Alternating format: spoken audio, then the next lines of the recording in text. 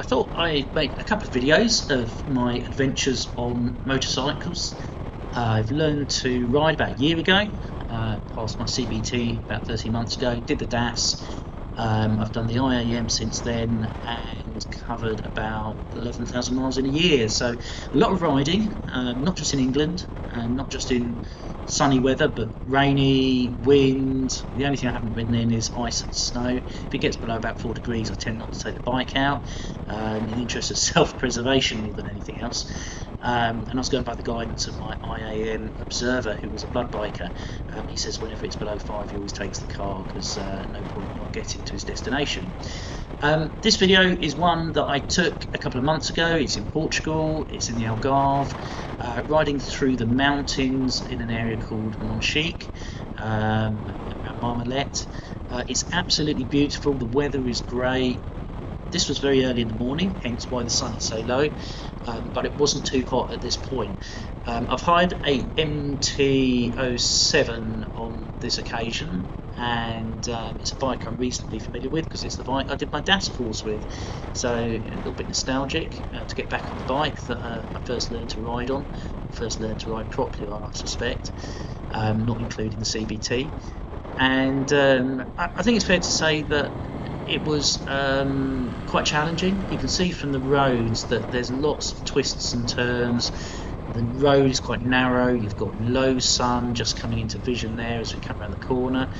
The principles are still the same when you're trying to get visibility. So for left-hand bends, you want to be over to the right as much as possible to get visibility, so you can accelerate fast down to the bends, but safely. And the same with right-handers, you need to be over to the left. Obviously the difference is that you've got oncoming traffic if you are taking a right-hand bend and you're pulling over to the crown of the road, whereas it's the opposite way around in the UK. But I soon got used to that. Probably the most difficult thing that I had to contend with here was, as I say, the low sun, which you see is it's making it very difficult when you've got shady areas and you've got trees on either side. So this was a ride through the mountains, so you had lots of shady parts, a little bit like this, and it's very difficult to tell the road surface. So whilst the road is pretty good compared to the UK, what would happen is every now and again I'd be maybe up to 90, 100 kilometers an hour, and then all of a sudden I'd be on gravel, slipping and sliding all over the place. And the first time it happened, I rolled off the throttle and got a little bit of the steering wobble as the steering oscillated. I was very, very fortunate, stayed on the bike. It probably was the closest I've come to coming off since I've been riding.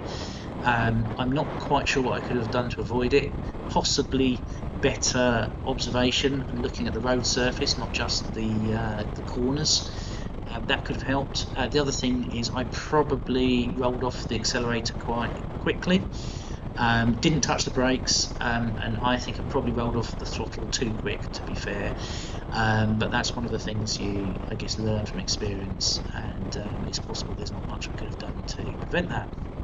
So my title of my channel is The Progressive Rider, and it's a bit of a dual meaning. It's progression as in I do like to overtake vehicles.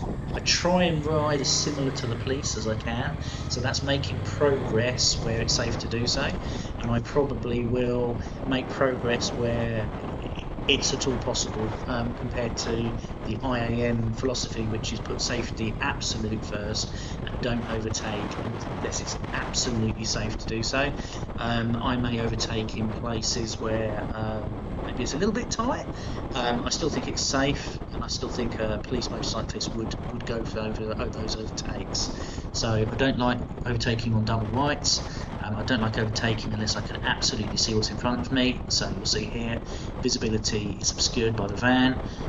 It's also a single white line, so I'm being cautious. I'm coming out to the left to get good visibility around it. I'm looking for an overtaking opportunity. I'm at the moment in the following position, so I'm in the matching part of catch, match and dispatch. We're coming up to a junction on the right hand side. You can see I do my shoulder check and off I go, but it's safe. There's no other vehicles coming. I've got excellent visibility there, so I was quite comfortable doing that. The only thing that could have caught me out is the van doing something unexpected, which is possible in any country, but particularly found in Portugal that's the case. So I'm going to call it a day there, because I know these videos can go on sometimes, and I just wanted to do a bit of an intro for my first video. I'm going to put some more up with learnings and also commentary. You're welcome to agree, disagree, comment on my riding, suggest where I could have done better. As far as I'm concerned, I'm always learning, and if I can help other people learn along the way, then it's a worthwhile use of my time. So ride safe, speak soon.